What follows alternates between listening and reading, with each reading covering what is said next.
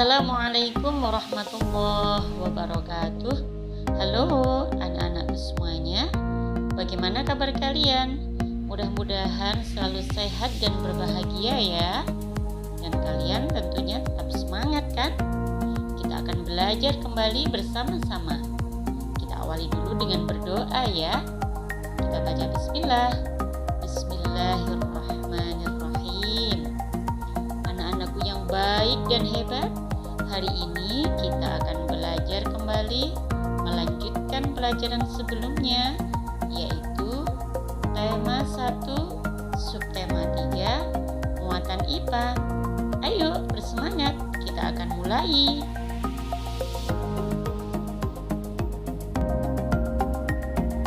Anak-anak, sebelum masuk pada materi berikutnya, saya akan mengajak kalian untuk mengingat-ingat kembali materi sebelumnya tentang sifat-sifat bunyi. Masih ingatkah kalian sifat-sifat bunyi? Bagus. Sifat bunyi yang pertama adalah bunyi memerlukan media penghantar untuk merambat. Sifat yang kedua, bunyi dapat dipantulkan oleh benda keras. Dan sifat bunyi yang ketiga adalah bunyi dapat diserap oleh benda yang lunak.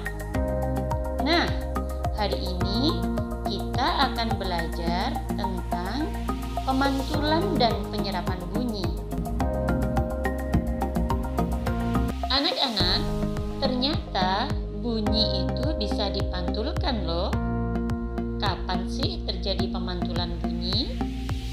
Pemantulan bunyi terjadi ketika bunyi mengenai benda-benda yang permukaannya keras. Misalnya mengenai batu, besi, seng, kaca, tembok, dan benda-benda keras yang lainnya. Pemantulan bunyi ada 3 macam ya.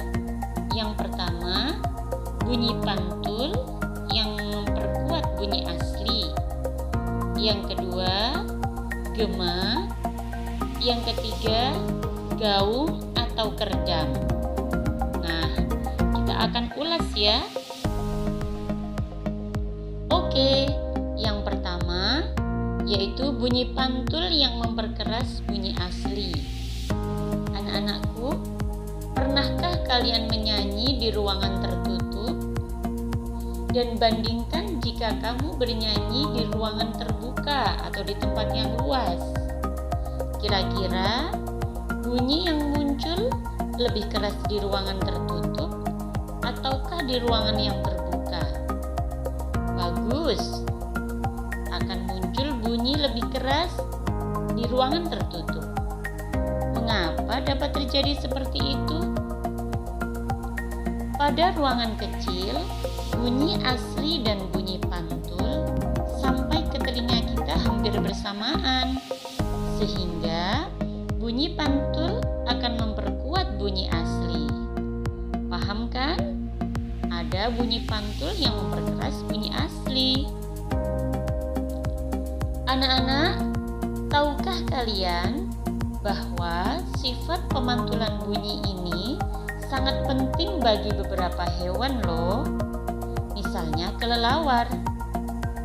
Dengan memanfaatkan peristiwa pemantulan bunyi, kelelawar dapat menghindari dinding penghalang ketika dia terbang pada malam hari.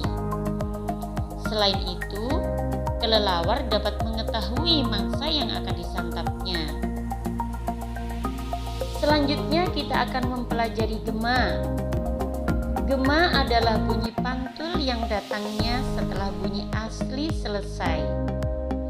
Gema ini terjadi jika jarak antara sumber bunyi dan dinding pemantulnya sangat berjauhan. Pernahkah kalian berteriak di mulut gua? Apa yang kamu dengar sesudahnya? Benar, setelah beberapa saat akan terdengar kembali suara teriakanmu. Nah, itu adalah contoh gema. Untuk mendengarkan gema, dibutuhkan waktu beberapa saat ya anak-anak. Karena apa? Karena proses perambatan bunyi itu memang membutuhkan waktu. Apalagi ini jarak sumber bunyi dan dinding pantulnya yang sangat berjauhan. Maka tentu saja datangnya gema itu membutuhkan waktu sesudahnya. Selanjutnya kita akan belajar tentang gaung atau kerdam. Gaung atau kerdam adalah pantulan bunyi yang terdengar hampir bersamaan dengan bunyi asli, sehingga bunyi asli terdengar kurang jelas, atau bunyi pantulnya mengganggu bunyi asli karena datangnya yang hampir bersamaan. Contoh gaung adalah ketika kamu berada di ruangan yang sangat sempit. Pada saat itu, tentu apa yang kamu ucapkan tidak akan terdengar dengan jelas karena terganggu oleh bunyi pantul. Hal itu disebabkan karena jarak sumber bunyi dan dinding pantulnya yang sangat berdekatan. Nah, itu adalah contoh gaung atau kerdam. Anak-anak, selain dapat dipantulkan, ternyata bunyi juga dapat diserap loh. Nah, benda-benda yang dapat menyerap bunyi adalah benda yang permukaannya lunak, seperti karpet, goni, kertas, busa, kain, dan benda-benda lunak lainnya. Benda yang dapat menyerap bunyi ini dinamakan peredam bunyi, dan benda-benda tersebut dapat digunakan untuk mencegah terjadinya gaung atau kerdam. Benda-benda lunak tersebut atau peredam bunyi tersebut biasanya dipasang di gedung bioskop, studio, atau gedung pertemuan. Tujuannya apa? Agar bunyi atau suara bisa terdengar jernih dan jelas, dan agar tidak terjadi gaung atau pemantulan bunyi sehingga yang terdengar utuh bunyi asli. Nah, anak-anakku, sampai di sini kalian sudah paham kan tentang pemantulan dan penyerapan bunyi? Mudah-mudahan sedikit belajar hari ini membuat kalian semakin mengerti dan mendapatkan ilmu yang bermanfaat. Insya Allah kita akan ketemu lagi di tatap muka berikutnya. Selamat belajar, terus semangat anak-anakku yang sholih dan sholihah. Kita akan bertemu kembali. Assalamualaikum warahmatullahi wabarakatuh.